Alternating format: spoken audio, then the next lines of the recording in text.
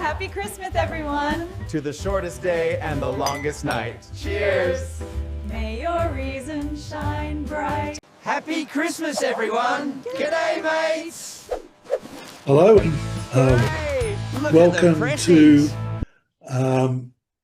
a very special Christmas special for the Secular Dudes. So this is the Secular Dudes Christmas special for 2025. So we thought we'd talk about just for a few minutes about the true meaning of Christmas and other issues as they arise. So, Cole, the true meaning for you of Christmas for you is obviously the beautiful story of a baby who was born in Bethlehem and who changed the covenant with God, because God changed his mind, from one of basically tribal ascendants to one of peace and love and goodwill to all men. Yeah, no, that it doesn't look. Okay. Yeah, no. I struggle a little bit with this time of year. I suppose growing up it was, and look, I wasn't from a religious family, and we weren't from a particularly big family. And as a kid, it's presents and the adults get together and you're sort of just there and you're racing around and having fun. And then as you sort of start, well, as you grow up, the gift exchanges kept going, but the nature of them sort of changed a bit. Like, yeah, it doesn't hold a lot of meaning to me, and I get a little bit annoyed. I mean, as I was just saying to you, I get a bit annoyed because I still talk, instead of saying ChristMyth, I still tend to say Christmas, and I get annoyed about that. And this is what I was saying to you earlier: is just the way that religion has seeped into our culture. I just find it. It sort of goes religion goes under the radar, and it's through festivals like this that it sort of seeps into the cultural consciousness, and I would really like it to stop. But I like having the time off, and I like the idea of thoughtful gift giving, of engaging with family and thoughtful gift giving and things like that, which I enjoy. And I do enjoy the time off. Like I've got so when's Christmas this year? So the 25th is a Friday or a Thursday? I'm not sure. Friday. So Yeah. I've got that day off and then the following week off, just because we got to Thursday. shut down at work until the new year. So I'm Well, you got to love that. yeah, exactly. I like the time off. It's during summer, so generally the weather's better. Although it can be incredibly hot. Oh, I've got a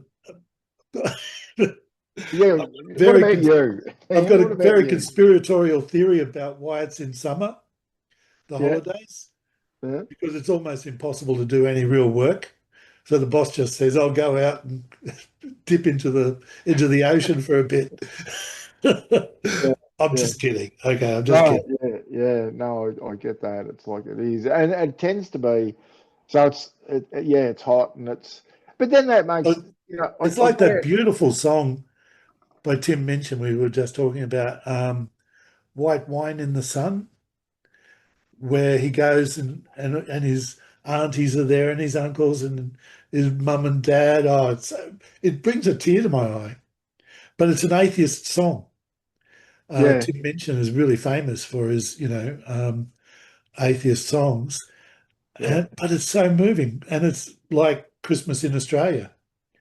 The sun's beating down. You have a glass of white wine in the middle of the day. You're totally stuffed by yeah, night time. yeah. But it's wonderful just the same. Yeah. I love a lot of his work. I There's not much of his stuff I don't like, I've got to admit. We've really got to find out about those copyright laws, because there are songs Yeah, of his that I'd yeah, like to yeah. It'd add be to. nice to feature it a bit. Yeah. No, but I, it's a wonderful thing too, the Christmas Day. Um, Sharing it with your family, and if your family's that way. For a lot of people, it's not. I know. yeah. Yeah, Yeah. I've been in that situation myself, where life throws you a curveball. Yeah. But but in a lot of cases, there's a lot of good about Christmas, Yeah. Yeah. I, and lights in the street for no reason whatsoever. Why not? Any chance for a party, um, trees, presents, especially when you're a kid. yeah. Yeah. 12 years old when that Oh. bike appeared in my room. I knew it wasn't Santa, but I loved it just the same. Yeah. Oh, yeah. Yeah. It is like, and the build up and everything else. But, well, no, you're right. It is. They're putting up decorations and sort of building up towards this, the shutdown. But it's some time off and some I think time the to other, catch up with people.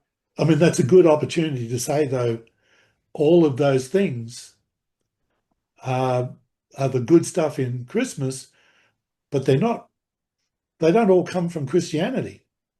No, Um, no, a lot of it comes from Saturnalia, from a whole lot of traditions that fed into Christianity as it was being built by Roman evangelists. The Paul, Mark, and God, what are their names? Matthew Yeah, was in there. Matthew, Luke Mark, and Luke. Yeah, and John. yeah, yeah. So they were using especially Mithras. So I'm reading here from a page online, Cold Case Christianity. Um, the most persuasive case of mythological borrowing is found with this Mithras god, worshipped in Persia and throughout the first 4 or 5 centuries in Rome as well. So Mithras um, was born of a virgin in a cave on December 25th. Hello. He Yeah. was attended by shepherds. He was considered a great travelling teacher and master, 12 companions or disciples, and promised his followers immortality. It always helps to bolster, you know. Um, and, unlike other religions, they were able to eat, well, they were able to drink alcohol. Anyway, he performed miracles and sacrificed himself for world peace, was buried in a tomb and rose after 3 days. His followers celebrated the event each year at the same time. He was called the Good Shepherd, was identified with the lamb and the lion, was considered to be, my God, it keeps on going, could be the way, the truth, and the light, the Logos, the Redeemer, the Savior, the Messiah. So, yeah, so it's a pretty much just a straight borrowing of that, which was a borrowing from a whole lot of other areas as well. So when was And Mithra? So when was Mithra around? What's his? well, that's a good question. But he was certainly in Rome at the time that the Matthew, Mark, Luke, and John were, which I think is around the earliest of those was around 60 BC, 60 AD. Okay, so And also you got to remember Jesus was not a Christian. He would have had none no, of this. no, He would yeah, he wouldn't have I got described himself as any of those. He was no. definitely a Jew and very determinedly so. But anyway, so so there's these other religions, there's Egyptian ones. Sorry, I don't know the dates. No, that's all right. I'm just some idiot reading something off the internet. I have looked at these things, but they still jumble up in your mind because there's so many truths and untruths. You know what I mean? Yeah. Well, so I'm sure you know what I mean. It's Yeah, so a lot of it, this shutdown, because it's mostly from the northern hemisphere. In my understanding, so in the what was is there winter solstice when Yeah. when it Oh, goes that's dark, a and this sort of rebirth of the sun comes back over the horizon again, and you have well. this Actually, rebirth. that's still very much a tradition in Sweden. They have the light ceremony, and to to celebrate it, um, they celebrate a woman who lost her sight for Jesus because the things that were Jesus. being done to. I forget why. It's an absurd story, but Santa Lucia is the saint who this happens to. Um, I mean, in some ways, it's an amazing story, but it's also absurd. Um, but yeah, the coming back of the light is important to societies that didn't have good astronomy Yeah, because because the moon counts aren't integers, and also the moon counts will slow down as rational numbers. So they'll go through, they're changing all the time. Let's put it that way. Continuously, the moon is slowing down. Um, so there's no integer connection. There's not 13 months. So if you use 13 months, you're going to get out of kilter.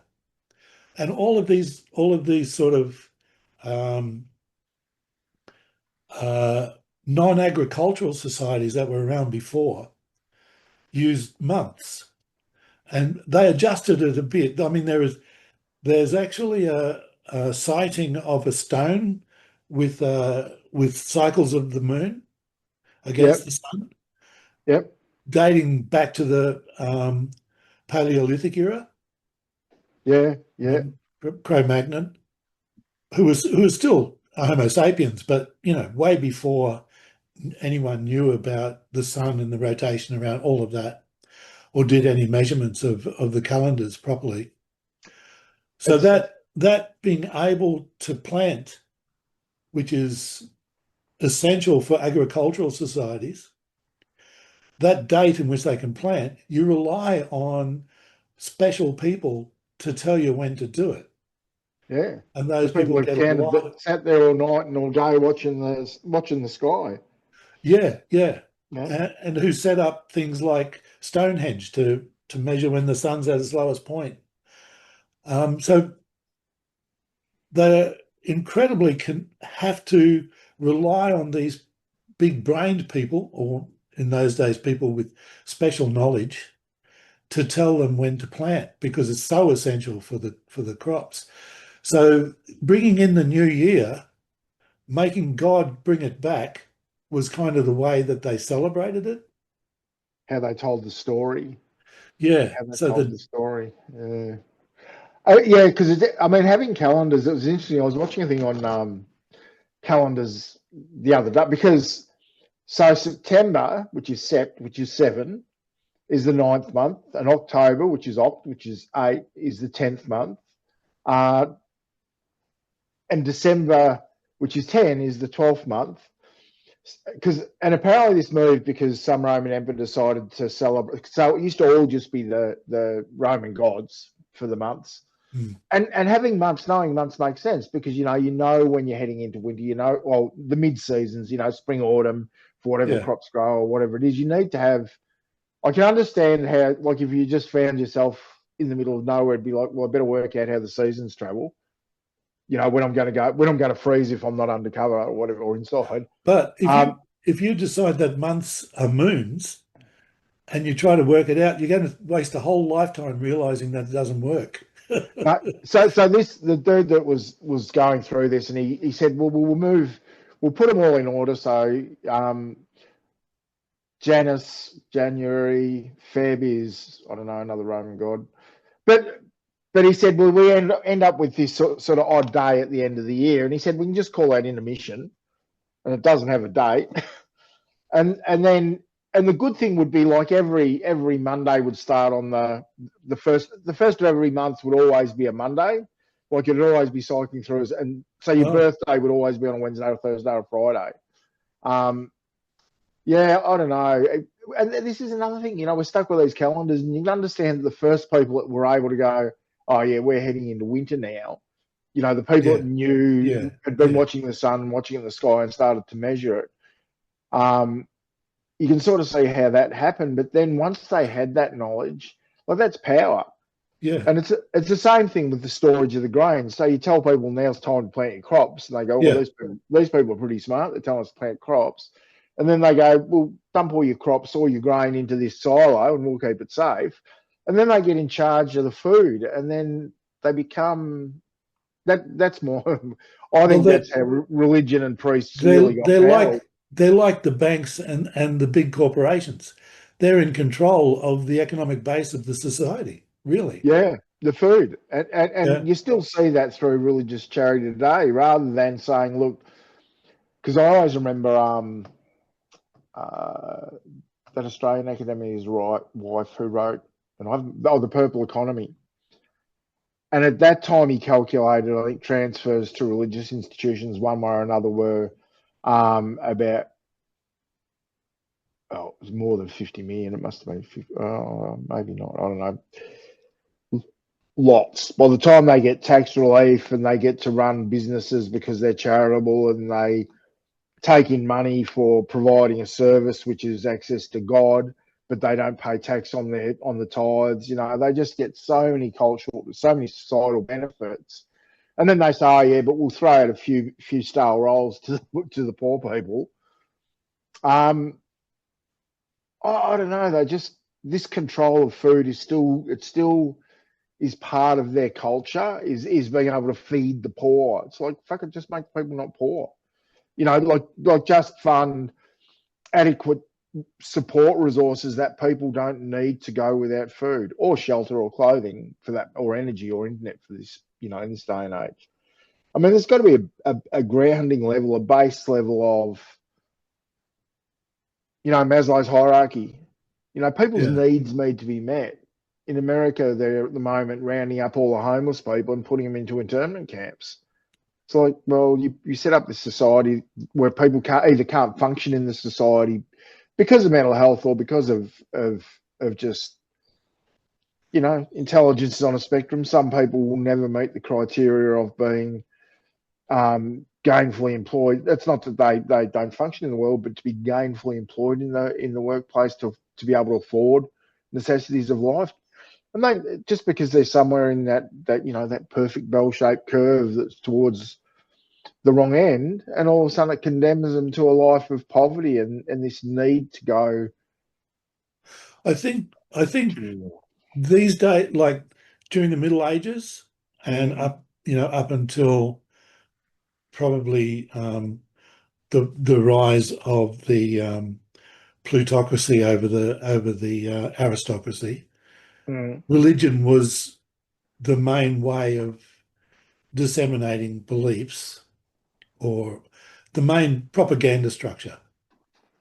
And I because we need one of them. We know yeah, we I need think one there of would them. have been people like us too who saw through it, but keep your mouth shut or you're going to die. So whatever. But the propaganda structure today is the mainstream media, and um, they're really being attacked by social media. And now they're starting to really fight back. So um, we're seeing lots of, I mean, you've always had the ability to control what your kids could see online. But now the government has the ability to ask you as an adult if you are an adult. So there's a digital identity, thing that the government will have control of. And the whole world wants to do it. Yeah, And the I don't. pretext on which they bring it in, is valid. But there are other ways around it. And they brought it in so quickly and without proper debate. And, Hillary Clinton's going crazy because she loves the idea, and in Britain, oh, we got to do what Australia did, and it's being foisted on the population. And all this is happening while various people are getting struck struck off platforms for speaking their minds. Now, in some cases, they really should be struck off. In other cases, they're struck off for political reasons. So, for example, I can't even say it, can I? The Venezuela war. Hmm. You Two, absolutely can. It's a yeah, disgrace. we had three reasons for getting into Iraq. Weapons of They mass all, I was destruction. going, I was, well, Um, yeah, I was going to say when the he's a orders were tyrant. loyal. He's a Yeah, tyrant, and then bringing democracy and freedom. And so they had in Venezuela that what's the drug, fentanyl, was coming in. yeah. So they were threatening to attack Venezuela over fentanyl coming in, but it comes in from Mexico. And I never heard it on the ABC, No, but all but across even social media, they were pointing out that it actually comes from Mexico. yeah, but they were blowing up boats just in international waters and Killing people. killing people. And this thing about the second strike, and I think it was one of the first or the second boat strike, and the two survivors clinging to the wreckage, and so they hit it again. I mean, this is I just mean, the reason murder. There's a war. I Well, feel brave enough it's to not a say war. this is because it's all over social media, and by now it's the truth, right? But without that social media, it wouldn't be. So, the mainstream media had pretty tight control, mainly just by making it seem irrelevant concerns about other countries. Um, I don't care what happens in South America, doesn't worry me. It's too complicated anyway, that sort of thing. Um, I mean, so this is just an extension of this Monroe Doctrine that they're now saying, well, the Western Hemisphere is ours and we can do whatever we want to bring peace and order to it. Well, you got to remember that hang Canada on, and Green, democracy and freedom. yeah, Get it right. Canada and Greenland and Central and South America are probably not all that impressed, and the world is sitting by. Like if they get away with this in Venezuela, what stops them? Because China and Brazil have got a very strong relationship. At what point are they going to say, "Well, I'm sorry, we're Well, going to close the airspace over Brazil, and we're going to well, impose did you know that Russia is arming them? Brazil or Venezuela?" Venezuela. Yeah, yeah, yeah. How did you know that? Did you see it on the ABC? No, no, I would No. have. Did you hear it on Channel 9? No, no. It would have been one of the podcasts I listened to. Because Yeah. apparently there was some note that Russian planes had been landing in Argentina, and they were wondering about the cargo at one point, and that might have been public. But then Okay. it was found out that it was essentially military aid for Argentina, missile defense shields, and yeah, And yeah, and China's, anyway, that's another issue. The point is that that level of control is now industrially controlled media. mm. Um, And this Christmas, just I found the quote I was looking for, which was Seneca. Religion is regarded by the common people as true, by the wise as false, and by the rulers as useful. yeah, Uh, so that was and they yeah, and they sell it on the basis that it makes us cohesive. The extreme right in particular are pushing yeah, this line that without it we're not a strong society. But no, John Lennon was right. We should have no religion too, as far as I'm concerned. yeah. No, I agree. Because and then so yeah, we will be part of um, this the bringing together around a festival. We're doing it. We're playing our partner. Yeah, It's well just and this is where I get a bit stuck because I don't want to do anything that supports religion. Full stop. I'm not talking about different faith groups, underlining the word faith. Um, this isn't about any particular religion. I just don't want to contribute to religion in society. I don't want to do anything that encourages or helps finance, because they're all out rattling their tins for the poor at Christmas. And by the time you've taken out the priest fees and their administration fees of buying a new property in Carlton or whatever it is they need at the moment, or for the evangelicals a new Learjet or whatever it might be. I need a jet. I can't travel with all these demonic souls on an That's airplane when right. they're on Oh, what a creepy character he was. I forget his name, but yeah. the plane. Yeah, he's a weird looking thing, doesn't he? I remember. I He remember. looks like he's got evil behind his eyes. Anyway, Yeah, but yeah, so we engage in the practices, and the same thing with Easter. Like again, it's another borrowed thing, isn't it? This whole thing about chocolates and Easter bunnies, and like, how did all of these things? I don't know. well, Just religion the will be things that everywhere. go along with Christmas, I don't mind, Yeah, but I don't mind the I love celebration. it. I love it. And there's traditions of lots of people all over. We're actually sharing a tradition with people of all different origins all throughout history, Yeah. when we share those Christmas tree things, except for Santa Claus being a big fat guy with a red and white suit. It's Selling is it that Coca-Cola. is it that the can of Coca-Cola has the same colors as Santa Claus, or does Santa Claus have the same color as this can of? In Sweden, I was there once teaching for a while. Oh, I Mm. loved it. I love Sweden. At that time, it was just Okay. Yeah. incredible. Um, they don't have Santa, um, and they more have these guys called Tomta. And the Tomta, um, I might get it a little bit wrong. So please, if you're Swedish, put it in the comments. But they're like naughty little helpers that don't really help too much because they're naughty. They play tricks on you and stuff. And there is a Santa Claus tradition, but they more celebrate that light, Santa Lucia sort of stuff.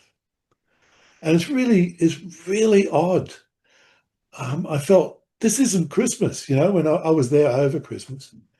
Um, Yeah. and for an Australian to experience the snow and stuff, that was just brilliant for me. The cold and all of that. Um, but yeah, there's a lot of that Santa Claus stuff comes from the United States and the selling of Coca-Cola. And it was Mm. pushed, I don't know when, 30s something, 20s, 30s, maybe even earlier, as a way of selling a soft drink. It's really weird how they created a mythology inside that mythology. And it was so easily done. It's really strange. Mm. I was just, yeah, I don't multitask very well. I was just the I'm culture not of, totally sure of all the details, but yeah, yeah, there is a yeah, there yeah, is a Santa Claus in Europe, but it's quite different from our Santa Claus. yeah. So I'm just reading here, the gift giving tradition was sustained and legitimized through figures like Saint Nicholas of Malta. Mm. After his relics were moved to Italy in 1087, his reputation for secret generosity spread throughout Europe, establishing the custom of leaving gifts to children the night before Or his Christmas, feast day, so on the night of December the 6th. secret generosity. That's anti-capitalism. Yeah. Conversely, the tradition of the Lord of Misrule, which governed the license chaos. So apparently, when they celebrated Saturnalia in Rome, it was basically just a time of. So it was the darkest time of the year, and all the public were getting a bit out of hand. So they'd give them a few days off for debauchery. So they had a few days of debauchery where they could just do whatever they wanted, and Well, there was that no sort kills of. my theory about the hottest day of the year. But anyway, Well, yeah. I'll start the Oh year no, they over still here. have holidays. They have holidays in July, don't they? in In the northern. States, they do. I don't know what Yeah, they do in Northern Europe, but I know in the States they have their summer holidays over, May, yeah, June, somewhere then. yeah. The major holidays. Whereas Christmas, they just have a few days off when they're allowed to have a day off at all. Um, Absolutely. Yeah. um, the tradition of the Lord of Misrule, which governed the licensed chaos and lavish excess, ultimately failed to persist. While some comparison exists between the Lord of Misrule and the mocking chosen mocking chosen during Saturnalia, the practice waned following the death of King Edward VI. The decline was heavily attributed to the Church's disapproval of drunken excess and its efforts to place a stronger emphasis on the nativity, rejecting traditions that were too closely associated with the Roman pagan origins. The That, church that sounds engaged. like my Baptist upbringing. If it's fun, then you shouldn't be doing it. Don't do it. So, did the Baptists, did you do the gift giving thing? Oh yeah, yeah. Yeah, you did But it gifts. was sort of seen as, oh, that's a bit excessive. What enjoying a big piece of, what were those puddings, with sixpences in them and stuff. And, Yeah. oh, that's about Like as that's about as far as you can go. ChristMyth pudding. Yeah. ChristMyth pudding. Yeah. Plum pudding. Whatever you do, Plum don't pudding. dance because that's too much like having sex standing up. Um, Wow. you know, I'm kidding with that. Okay, but very, very Puritan, um, not excessively, but quite Puritan. Yeah, okay. Yeah. It's those Puritans, they were a dodgy lot, weren't they? We still did have, celebrations and you know, um, we weren't big on hanging up tinsel or whatever. We didn't have a tree in my family's home. Did your church put up trees and sing carols and stuff? They sung carols, but Okay. mainly I think the Jesus-y ones. The depressing ones. The sad ones. Sorry. The depressing carols. Yeah. Nice music, but horrible intonations of the Yeah, yeah, words. yeah. The 12th day of Christmas is, oh, that's a bit too much like having fun. Yeah. I see. Going back when I was a kid, we used to go at the local park. They'd always have carols by candlelight, and it was always these days. It's like three weeks before or 4 weeks before on a Tuesday afternoon or something. But yeah, back in my day, the family would pack up a blanket and head off down to the park and I like Yeah. carols. I like this. I like the Kate's family did the same, carols by candlelight at the Melbourne Bowl. What do they call it? The Music Bowl? my music bowl. My Music Yeah, Bowl. yeah, yeah. We didn't go there. We just had it, in the local park, and I've got really good memories of that and the music and sort of waving candles along and stuff. But I think I mentioned to you before, like I didn't realize that religion was such a toxic, and my experiences of Christianity to the degree that I have any, because my old man was absolutely an atheist. Mum was a bit on the spiritual side, I think, um, but she wasn't. She took us to church once or twice, maybe. After Dad died, I think she thought that maybe church was, or maybe I was already running amok by then, and she thought it'd be something to fix me up. Religion might be good for me. I don't know, but yeah, I never saw it as such a toxic threat to society as I've come to realise it is when you start to see how much influence and power an unelected and demonstrably dangerous organisation has come to impact society. It, I don't know. It irks me. It irks religion, but I know that it won't. And I know that the US and the way Australia's been behaving, we're following suit. The ABS comes out and says, "Oh no, we'll change it, and we'll say, are you religious in the census?" And they do all these, write a white paper on it or whatever, and do a whole lot of focus groups and everything else, and go, no, we're going to change it. We're going to make it that if you're not religious, you don't fill it in. You just go on to question 7 or whatever it is.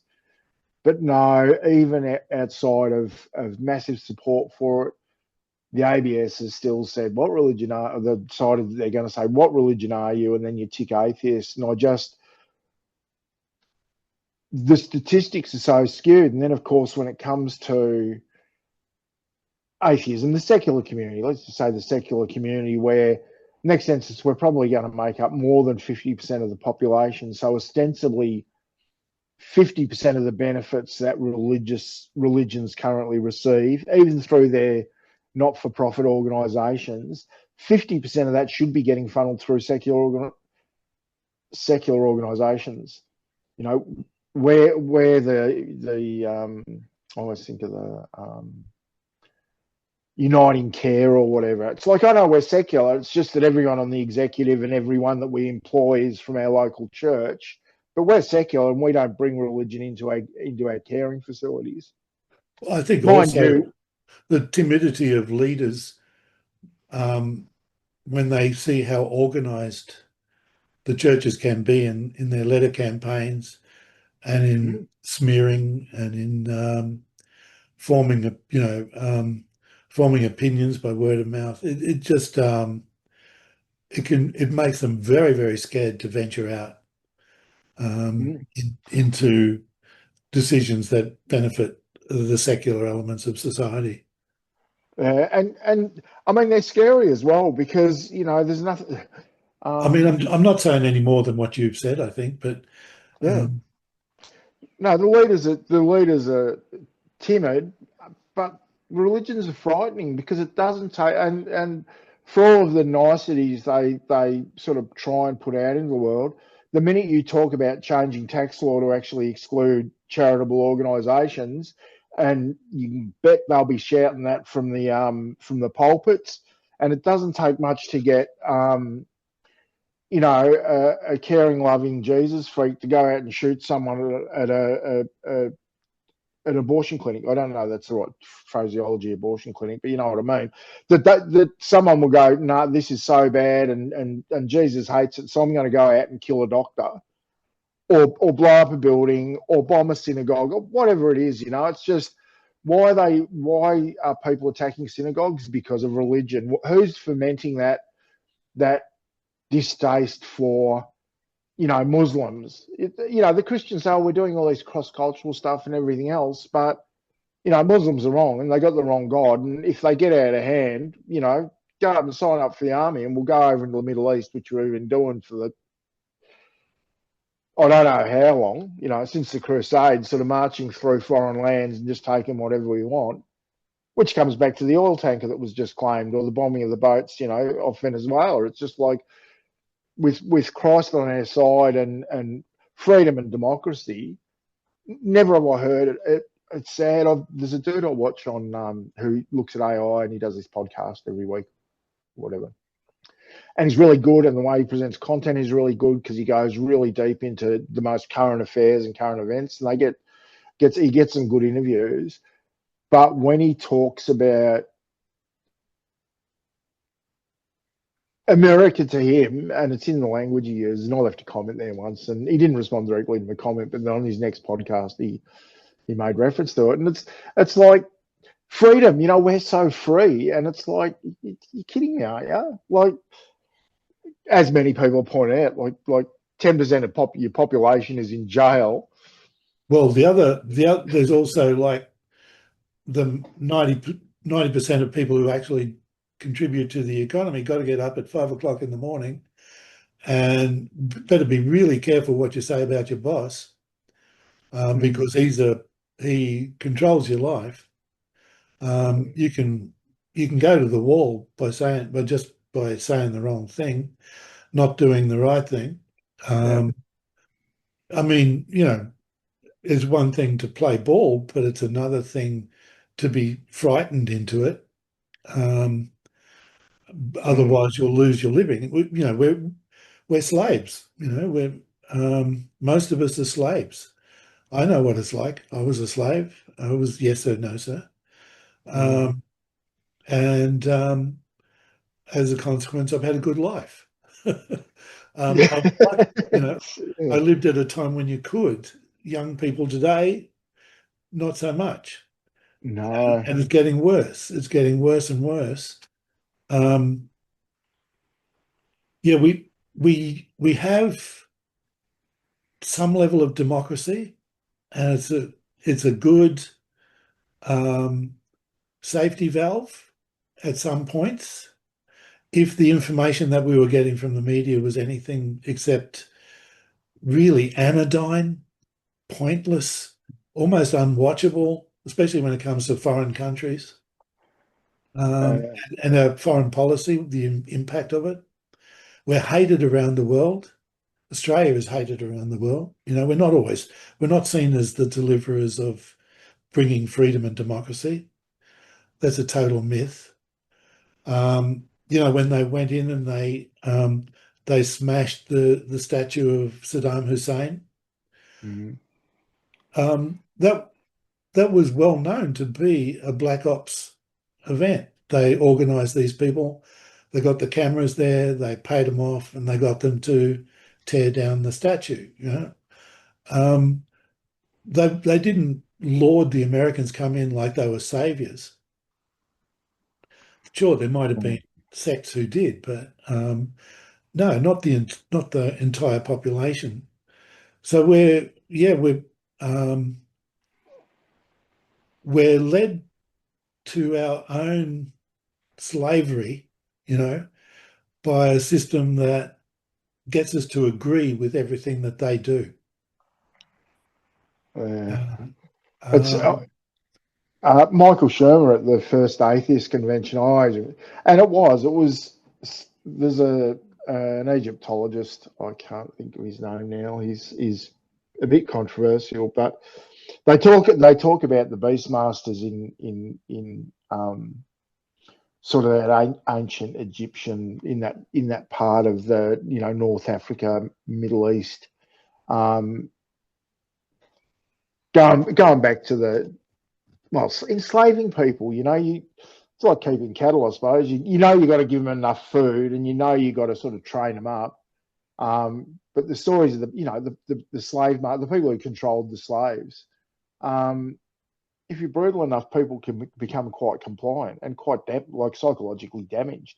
And Michael Sherman talked about praying. It's essentially you're sitting there on the ground, not moving, and putting your hands out in front of you. And the big achievement is getting the slaves to just sit there and do what they're told. And they yeah. did that, and we still do that. We're still compliant. Take all the prettiest girls, and you just take them up to see the priests, and they stay for a week, and then they get thrown into a fire or Well, whatever. in amongst all this, the American Revolution Mm. was a really good thing. Now, you can argue as to why it was sold to the people as a way of bringing in democracy and freedom. Um, it was more a changeover from the aristocracy to the plutocrats. Um, Mm. but it was such a good, a much better way of organizing. The kings having absolute power and that sort of stuff, that their economy just shot through the roof. I really do believe part of the reason they had such a great economy was at that point, because it was ripe to evolve the economy, and the philosophy that they had around democracy. Well, it sold well, but they also sold it in a way where it's enshrined in their kind of enshrined in the words of the forefathers. They're So you have to believe that it's about democracy and freedom, and they, as much as they want to squirm out of it, it's still there and it hits them all the time.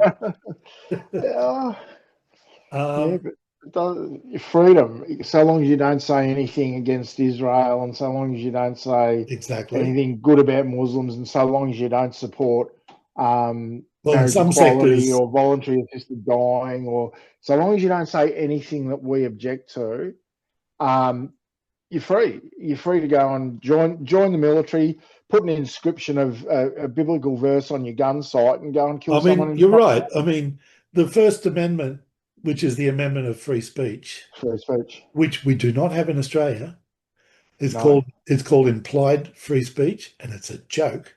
It's just a Mm. joke. How could you believe that? Implied. We can't even freely say what our free speech is, right? But in America, they do believe it, but they've been able. The media has been so anodyne and so soporific that hasn't really mattered. But at this point in time, the media is starting to zip open, and lots of different voices are coming out. And I think we'll hear a lot of. They'll amplify the extreme right wing, not the right wing, but the extreme right wing. Um, the almost the fascist right wing, brotherhood and Christianity as a kind of as a way of sharing a feeling of brotherhood. I shouldn't say brotherhood and sisterhood, humanity between people. But in the case of extreme right wing, it usually is brotherhood. Oh, well, anything religious is essentially going to be patriarchal at the end of the day, Yeah, isn't it? yeah. It's going to be, It's almost God, gay God, and, in how, yeah, God, and then the pastor, and then the dad, and then mum, and then the kids under that. yeah. You know? So, yeah, I feel like I've already said too much. Um, And we got way off track on Christmas. yeah. I Can, I can we can we close up yeah, by a couple of trivial questions? go on. What is Yeah. your favourite ChristMyth pastime? Definitely catching up with people. Definitely catching up with people that I don't see that often. It becomes an excuse in the lead up to the festival. There are people who, everyone's got jobs and careers and everything going on now, and there are people I don't see, but Christmas seems to force that, got to catch up before the end of the year, even if it's just a phone call and say, how you going, and I hope you have a good time. Yeah, that would be my favourite part of it, I think, catching up with people. And on the day, catching up with family members who I don't see that often, and getting to see them. That's yeah. I like that. Gift giving's good, but I don't know. I'm pretty I feel that in Australia, from our generation, we're pretty wealthy, and we don't really want for much. No, but getting a gift is a nice thing. But getting a gift Something, is a something nice sort, thing. Yeah, and getting a giving gift. it, Yeah, you're thinking about somebody, yeah. I like gifts, and I like the notion of gift giving. So yeah, those are my things: catching up with people and giving Mine and would be receiving. very similar, except my family down here is pretty limited. My lovely wife Kate and her mum and her brother, her mum's just a wonderful, wonderful person, very Yeah. old now. So seeing them, but also Chris Smith, which you missed. So Yes. we met Yeah. up for Christmas and had shared some irreverent conversation around a nice meal and a glass of wine. Yeah, Yeah. I do. Yeah. I do. I do. you missed you. I missed it. I missed it, and I regret that. I would like to see. Yeah. I don't You're a know. fair way away though from us down here. Yeah, and this is the thing. I don't know. I mean, I suppose it's probably true around the world, but say churches get, oh, here have a bit of land, and here we'll give you some volunteer labour to go and build your church, and then you won't have to pay any taxes, and you can put in for grant money to run an after school club, and grant money to run an aged Yeah, people's it's exercise very club. social. It gets people together. I Yeah, it's remember I remember when I was younger, I loved going to church because you could meet women. you know.